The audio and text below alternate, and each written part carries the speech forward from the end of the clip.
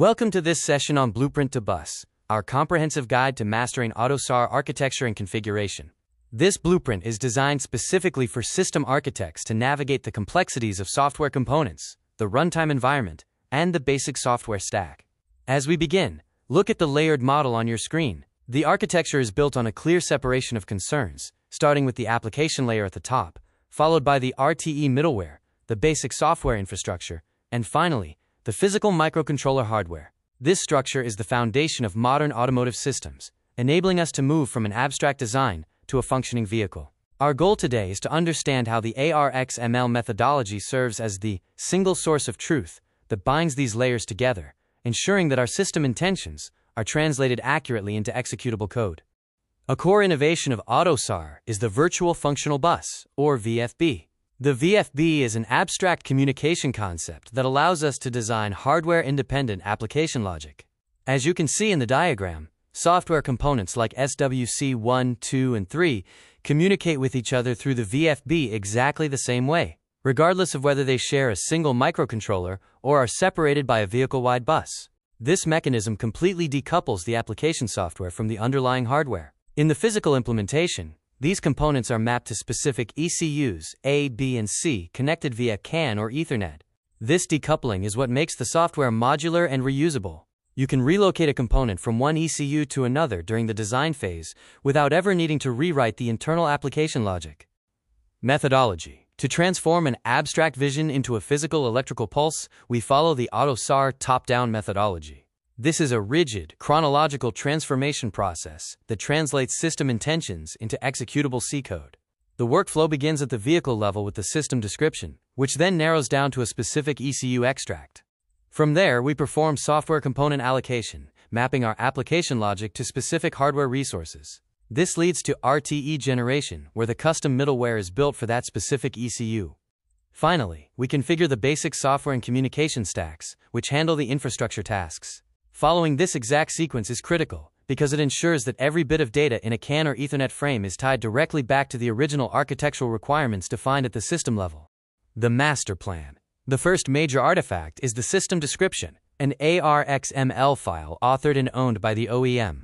Its purpose is to provide the definitive, vehicle-wide master architecture. To create this file, we integrate three critical information clusters: vehicle topology, which defines the physical network of ECUs, network matrices, which act as the communication databases for CAN, LIN, or Ethernet, and the functional requirements of the vehicle. The resulting ARXML contains the root software composition, the mapping of every software component across all ECUs, and the complete communication matrix. By defining these elements at the vehicle level first, the OEM can ensure that hundreds of different software functions will integrate seamlessly, even when they are developed by different suppliers across the globe. Creating local blueprints. Once the global vehicle vision is established, we use the flattening process to derive the ECU extract. In a modern vehicle, the system description is far too large for any single controller to handle. Flattening strips away all irrelevant vehicle data, such as information about ECUs on distant networks, that the target ECU doesn't need. This creates an isolated, condensed ARXML file that serves as the definitive, strict input for configuring that specific ECU's basic software. For the developer, the ECU extract contains only the local topologies, the specific software components allocated to that hardware, and the precise PDU triggering and communication paths required. This narrowed focus is what allows us to move from a massive vehicle-wide plan to the specific instructions needed for one microcontroller. System description versus ECU extract. It is vital for architects to distinguish between the system description and the ECU extract, as they serve very different roles in the toolchain. The system description has a vehicle-wide scope and is primarily created by the OEM to serve as a high-level abstract design. It contains all networks and every software component in the car. In contrast, the ECU extract is focused on a single target ECU and can be created by either the OEM or a Tier 1 supplier. While the system description is for global architectural planning, the ECU extract is the direct input for local configuration tools like DaVinci Configurator. Understanding this distinction helps teams manage their deliverables and ensures that the right data is being fed into the basic software and RTE generators. Runnables and compositions. Now let's look inside the software components. An atomic software component is the smallest, unbreakable unit of code and cannot be split across different ECUs. Inside these components, we find runnables. These are the actual C functions that implement your application logic, such as a cruise control algorithm, and they are triggered by RTE events like a timer or the receipt of new data. To manage architectural complexity, we use compositions. As shown in the diagram, a composition is a purely logical grouping of software components. It consumes zero memory on the hardware and is used solely to organize the software into manageable subsystems. This structure allows you to build deeply nested hierarchies for organizational clarity while maintaining atomic units for the actual execution. Ports and interfaces communication between these components is governed by ports and interfaces. Ports are the physical doors on the software component boundary. We have required ports, R ports, that receive data or request services, and provider ports, P ports, that send data or offer services. Interfaces are the contracts that define exactly what fits through those doors. The sender-receiver interface, SRI, is used for data distribution in an asynchronous, one-to-many pattern, like sharing vehicle speed. The client-server interface, CSI, is used for service invocation in a many-to-one pattern, similar to a standard function call. By defining these strict rules, AUTOSAR ensures that a component can be moved to any ECU and still find its communication partner, as long as the interfaces match. The custom glue, the runtime environment, RTE, is the heart of our architecture, acting as the custom glue that binds the applications to the basic software. Unlike a static library, the RTE must be custom generated for each unique ECU. This process happens in two phases. Phase 1 is the contract phase, where the tool generates header files. This allows application developers to write and compile their C code immediately without waiting for hardware. Phase 2 is the generation phase, where the tool uses the final ECU extract and basic software configuration to build the actual routing logic. It maps virtual ports to real OS tasks and basic software services, ensuring the resulting middleware provides only the functionality needed for that specific controller, which optimizes performance and memory usage. Moving down to the infrastructure, we find the basic software and communication stack. This stack provides a standardized path for data to travel from the application to the bus. When an application sends a signal, it passes through the RTE middleware, then into the COM module, which packs signals into PDUs. These are handed to the PDU router, which directs them to the correct bus type. If it's a CAN signal, it goes through the CAN interface to abstract the hardware, and finally to the CAN driver in the MCAL layer, which writes directly to the hardware mailboxes. This layered approach means that if you change your microcontroller, you only update the hardware-specific driver, while your application and COM logic remain completely untouched. From signals to frames. To understand the final step, we must trace the rigid mapping and data flow. Look at how abstract data elements are packed into a physical electrical pulse. Multiple data elements are first mapped into I signals. These signals are then clustered into an IPDU, or protocol data unit. The IPDU is wrapped into an LPDU at the data link layer, which finally becomes a CAN frame on the wire. This rigid, layered packing order is defined entirely within the ARXML configuration. It dictates exactly which bit of which CAN frame holds specific application data. By automating this process, AUTOSAR ensures that data is never lost or misinterpreted between ECUs, maintaining a perfect single source of truth from the original architect's intent to the physical pulse. Now, let's perform an end-to-end trace of vehicle speed to see how a logical value is transformed into a physical electrical pulse. Our journey begins at the application layer, where a specialized sensor software component calculates the current vehicle speed.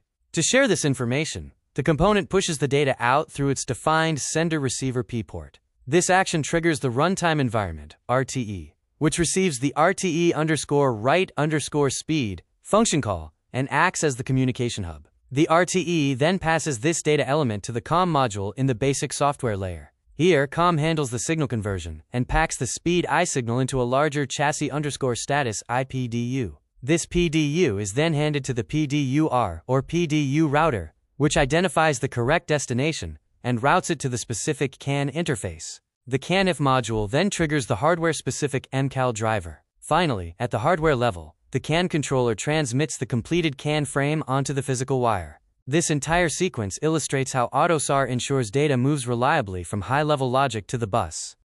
This matrix summarizes the roles and artifacts across the entire development lifecycle. At the vehicle level, the OEM uses functional requirements to produce the system description ARXML. At the ECU level, the OEM or Tier 1 derives the ECU extract. Simultaneously, application developers define local logic and software component descriptions. The integrator, usually at the Tier 1, then takes these inputs to perform RTE generation, building the C-code bridge. Finally, at the infrastructure level, the integrator performs basic software configuration to produce the final config C and H files for the drivers and the OS. This matrix is your roadmap. It ensures every stakeholder knows exactly what inputs they are responsible for and what artifacts they must deliver to move the project forward. Software component versus composition. To avoid common pitfalls, we must clarify a few architectural distinctions.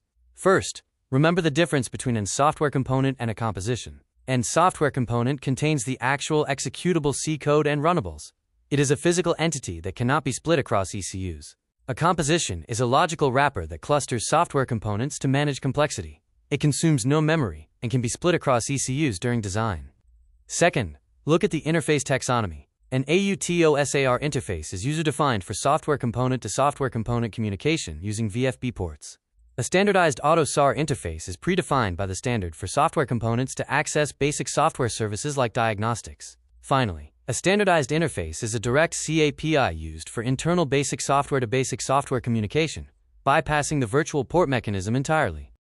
The three pillars we conclude by examining the core principles that support the entire AUTOSAR Classic platform. Pillar 1 is hardware decoupling via the VFB, which allows architects to validate application logic flawlessly before hardware is even selected. Pillar 2 is configuration over coding. By using machine-readable ARXML files as the single source of truth across the toolchain, we ensure that OEM and supplier intentions stay perfectly aligned. Pillar 3 is automated middleware. Because the RTE is a custom-generated bridge rather than a static library, it turns abstract blueprints into a functioning, interconnected ECU.